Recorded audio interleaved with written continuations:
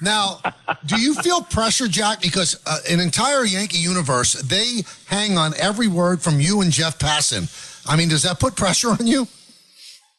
Well, Michael, you've done this job. You started out as a print reporter and trying to get things right. And that's my focus, getting it right. Do you want to be first? Do you want to have that adrenaline rush that you had the news first? Of course you do. We're all competitive. This is a competitive business. But my goal is to be right. And I was just talking to Anthony before I got on the air with you guys, and that's what I pursue. When I know something, I'll report it. But I'm much more interested in being right than I am in being first. Now, one of the stories that's out there today is that Mark Feinsand, a guy that we know and a respected journalist, has written that the Yankees have been told that they will get last lick, so to speak, on the bidding for Soto. Have you confirmed that at all? I have not. I find that to be a very interesting wrinkle, potentially, that Mark is reporting on. I heard the first hour of your show and all the different angles and the ways that you guys discussed it. Obviously, that would seemingly be good news for the Yankees. But if you were one of the other teams in the midst of this, you would say, well, hold on, wait a second. How does that impact our pursuit? Because we were ready to give this number or that number. So I find it to be a potentially interesting wrinkle. But I think what we're looking at here, 4 teams very heavily involved. I know the Dodgers are mentioned, but I think they're more on the outskirts. I think he's getting a 14 or 15-year deal, and I think he's going to exceed what Ohtani counts per season, and the Players Association counts that at about $43 million a year. So do the math. I know there are other reporters who have speculated, well, it might be this exact number. Again, I like to be right more than I like to speculate, but I would almost guarantee you it's going to be 14 or 15 years, and it's going to be above that Ohtani number. How high above it per year? I can't give you that. See, Jack, I just look at the logic of the Yankees and their disadvantage. The two things I look at them is that it's all about baseball for them because they already make a ton of money. They already are a draw. So they're not looking to become relevant by making this deal. They just want to be able to solidify what is already a very, very good team. And even though Hal Steinbrenner's not mom and pop, he's not sitting on $20 billion from a hedge fund he can dip into like Steve Cohen can or the Rogers money that Toronto can get into. So from a baseball standpoint, if that's all it's about for the Yankees, wouldn't their number be lower logically than where the Mets, Red Sox, and Blue Jays might be willing to go because of all the other things that signing would bring to the table for them? I see your point, Don, but I also think that the Yankees are honest with themselves about what the market is bearing. I heard Michael say earlier that no one in their right mind would want to sign someone to a 15-year deal. But this is the perfect storm of players and situations. He's 26 years old. I'm not sure I've ever seen a better hitter, and I've covered baseball for 30 years. And by that, I mean a guy who was so patient, so disciplined, who knows the strike zone so well. I don't remember a guy who dictates at-bats the way that Juan Soto does. So you're bringing in a lot of the financial stuff, which, of course, this is all about. You said it's all about baseball. If it's all about baseball, you want Judge and Soto in the lineup again for however many years this would end up being, because they make you special every day. You're going to fill in with other players around them, and you need contributions from those players, Stanton and Chisholm and Volpe and Wells. But Judge and Soto make you special every day. Do you think that, I mean, again, it's just a guesstimate because we don't know what's going on behind closed doors. Do you think it will hit $50 million a year? Because I always thought it was definitely going to be over 46, which is the present day value of what Ohtani makes per year. Do you think it will hit 50? It could. Again, I can't say with certainty. I know in talking to people, industry executives this week, one person definitely said it's over the Ohtani number, and he meant the average annual value, which the Players Association says is $43 million for Ohtani. So, Michael, does that mean it's $2 million over that, $4 million over that, $5 million over that?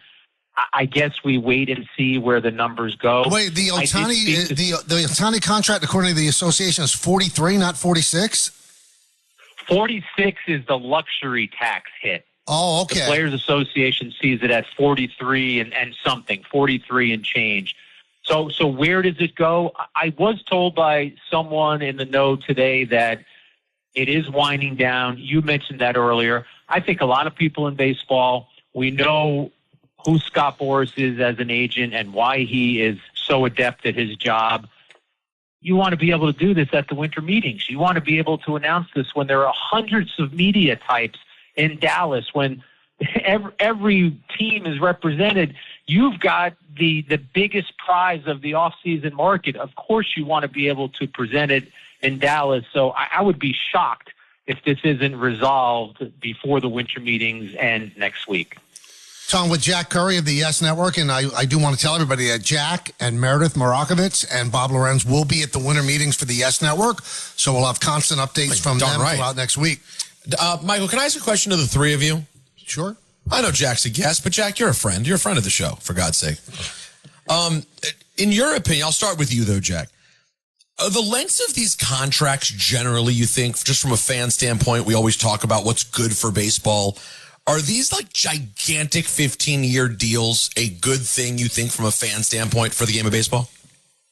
Well, if you look at the history of long-term contracts, you will have a hard time finding many that people would say, wow, that was really successful. And I don't have to go down the list of them, but look at some of the ones of recent history, and they don't always end up favoring the team having the level of success that the player had that got him that contract.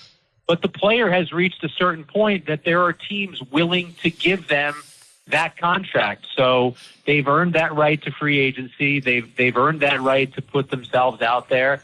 Is it good or bad for baseball, Peter? It's a tough question to answer. I will say this. I disagree with your previous caller, and with all due respect, he was a 79-year-old man. I do not want to be disrespectful, but whoever signs Juan Soto, they're getting more than 5 years from Juan Soto. Juan Soto is going to be a really good player for a large portion of this contract. Will it be all 14 or all 15 years? We'll see, but I think it's the situation and it's what the market is bearing. I think, Peter, that it's bad for fans only when the contract goes wrong. Like, the fans were the ones screaming on this show, you got to give DJ LeMahieu whatever he wants. He was non-existent last year. They still have 2 years left at 15 a year. That's when it becomes bad for fans. So fans could scream that you got to give. I've heard so many people with the Yankee universe give him a blank check. Okay, you give him a blank check. So when he's 37 years old, and like Albert Pujols in the last couple of years of his deal, last 5 years of his deal, he was non-existent until he got back to St. Louis. It's a bad deal for the fans then, but it's a good deal when you have him and he's playing well until he's 35 years old. I guess my thing that I was sort of thinking about, guys, is just like, is it exciting as a fan to potentially have players locked up for such a long time? Like it's such, even though we love having forever players, Don, it's like weird to think like, oh yeah, Soto will be there till he's 40 years old. It's just odd. Honestly, Jack, see if you agree with me. I think right now all Yankee fans or any fans of any team care about is 2025. They're not worried about the other 14 years. They're worried about winning now. And they'll complain about it when it ages poorly, Peter. But if they win a couple of championships early on, they'll be cool with it.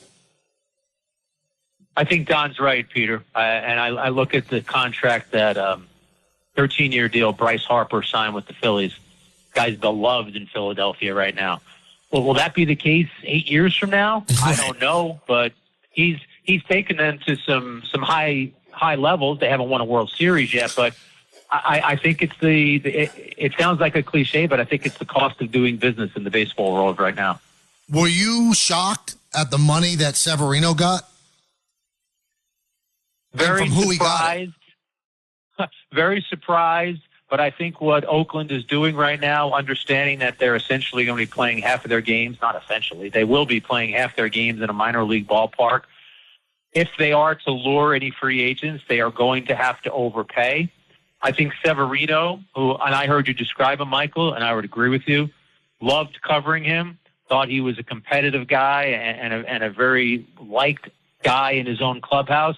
I think if you look at where he is in his career, he sees the 22.3 million average annual value as he's nearing his 31st birthday.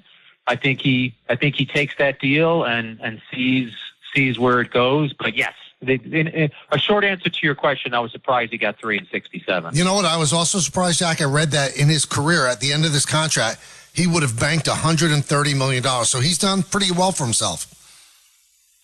I think that he always thought that big number was going to come with the Yankees.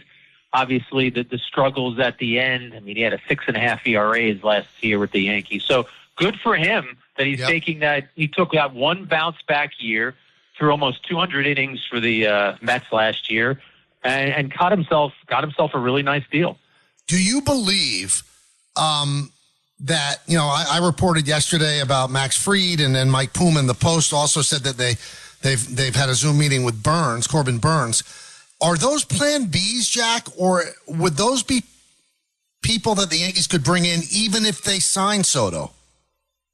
So I've asked that question, and the answer that I've gotten is it's a wait-and-see thing, Michael, because I heard you break down the numbers earlier of where the Yankees were with their payroll last year, the money that they have coming off this year, and wherever you go with Soto, there would seemingly be some leeway to do more after that as well. I do know that internally they have talked about Burns and Fried, and there are some people in that room who would prefer Fried. There are some people in that room who would prefer Burns. I threw these two names out on our Hot Stove show on Monday. Two other names that interest them are Willie Adames, and if they were able to make a acquisition trade-wise, Cody Bellinger. But again, this is all after we see what resolves with Juan Soto, because he's the priority. He's the number one pursuit. And I know from talking to people in the Yankee world that they're comfortable with what they've presented to Soto. They're comfortable with the way this has moved forward. And no one is jumping out on top of a mountaintop right now and saying, yes, they are the team that is going to sign this player. But I think the Yankees have felt comfortable with the exchanges they have had with Soto and his representation. Jack, you mentioned what the market will bear. With a CBA expiring at the end of next year, do you see there being an issue? Do you see there being possibly a work stoppage? Enough teams maybe seeing what's going down with these big contracts and wanting to see a salary cap and willing to go to the mat for it? Can I be more of a fan than a reporter here, Don, and say, let's hope not, please? Yeah, of course. Can we not have that happen? Before working at Yes, I was a reporter for the New York Times, and I had to cover some of the work stoppages, and it's painful. No one wants it. No one wants to see that happen. I would hope that both sides would understand that and would make sure that would never happen. I'm not naive enough to think that something can't go awry, but I would really hope that both sides would figure out a way to make sure that baseball remains vibrant and with us, and that we don't have to talk about that. Now, I know that there's no way that you know for sure, but you've talked to a lot of people. I know you. I know how hard you work at this. What's your percentage on the Yankees retaining Soto? Well, Michael, you had me at 60-40 the other day. You said that you quoted me at 60-40. I go back to just no one knows what's going to happen other than Soto and his family and Boris. So even if you feel great about the conversation you had and then you hang up the phone or the Zoom meeting ends, you don't know what your competitors are doing. You don't know what the Mets or the Red Sox or the Blue Jays are doing. I've always just had a gut feeling that he was tilting toward the Yankees. And as long as the Yankees were in play financially and were competitive with the other teams with their offer, which I believe they are, that there's a very good chance that he would be a Yankee in 2025. Does that mean I'm predicting it? Does that mean I'm going to be right? Some of this is gut instinct. Some of this is reporting. But I still think that could happen. There's so many reports, though, that the Red Sox are really in on. Do you believe that the Red Sox are really in on this, or are they willing to swim at that deep end of the pool? I think the Red Sox have had productive conversations with him, just as the Yankees and the Mets and the Blue Jays have. I think the Red Sox fan base has been frustrated recently, much like with the Blue Jays. There have been some players that they have missed out on. I think the Red Sox have their own pedigree as an organization, so of course they want to be able to say, sure, we can play at that level. I mean, if you look at Soto's Dominican background, I mean, the Red Sox had Pedro, they had Big Papi. Soto surely grew up watching those players and thinking that one day he could be just like them, and he has proven that. So, sure, I think they absolutely have been a strong player in this. And finally, we mentioned, what would a plan B look like? But I'm also curious, if they don't go in the deep part of the water, if they sign Soto, are we looking, Jack, at a Caleb Durbin being part of the starting lineup, or are we definitely looking for Dominguez being a starting outfielder? Do you think that they'll try to keep the payroll down by having young players in different positions? I think one of the things the Yankees have talked about internally is just that if you're giving X to Soto, a way to absorb some of that is that you're going to have some less expensive players at other positions. I think with or without Soto, Dominguez deserves a chance at the major league level. So that to me would be a no-brainer. Durbin is an interesting name, Michael, because you keep hearing about him internally. And, I mean, the Yankees, Boone and Cashman, have talked about what they like about him as a young player. And is he somebody who could jump right in there in 2025? I had one Yankee person say to me, worst case scenario, he's the 26th man on the roster. Best case scenario, he's a starting infielder for them. So I definitely think that what you're saying could come to fruition. But all these pieces of the puzzle don't get put into place until we see what happens with Soto. And I think the Yankees remain strong contenders to retain him. And do you believe that they signed Soto to a long-term deal, that keeping Judge in center for a long time just doesn't make sense, that eventually he'll be a first baseman? I don't know, a couple of years from now?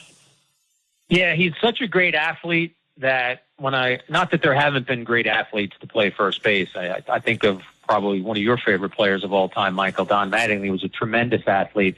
I love the idea of Judge in the outfield because of that athleticism, but I do think you bring up a great point. You're talking about a guy who's 6'7", 282, and the wear and tear on your body, and you are going to cover more ground when you play center field.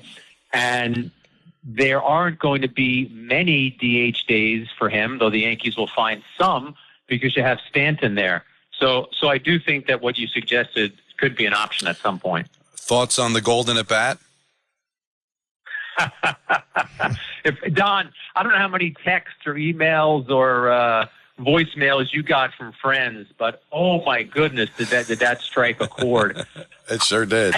It didn't infuriate me as much as it infuriated a lot of other people, including ex-players who I saw on social media saying, I will never watch another baseball game, because I'm pretty sure, I want to give credit, I'm pretty sure Tom Verducci at one point in Sports Illustrated did an article, I don't know, within the last 5 years, where he talked about ways to improve baseball or liven it up.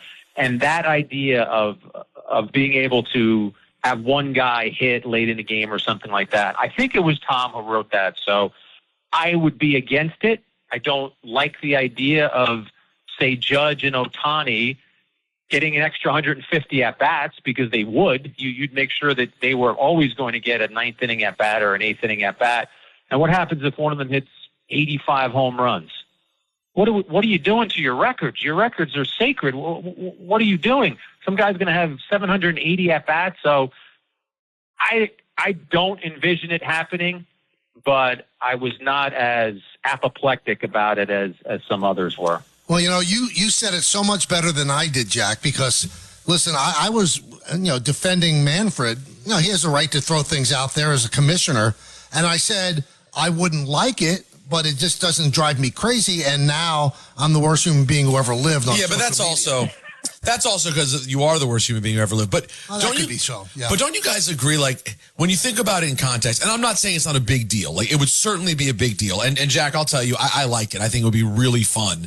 It's the kind of thing that will I feel like they need it in the playoffs? Not as much. But would it spice up the regular season quite a bit when it can get a little boring? Yeah, I think it might be cool.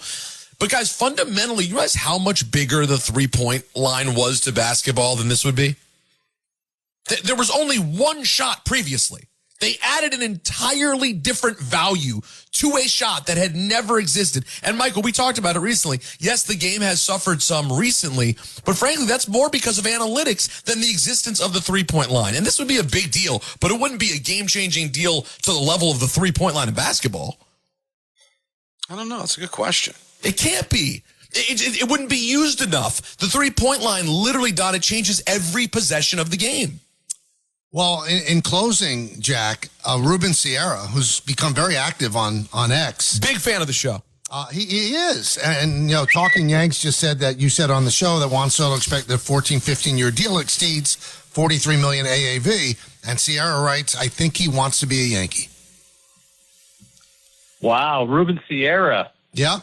Ruben Sierra's going to write a sidebar for the Post next, I heard. I'm telling you what, he's actually a big fan of the show. It was shocking, but he thinks he wants to be a Yankee. Then he had a smiling emoji with sunglasses. So I don't know what that means, but it looks cool.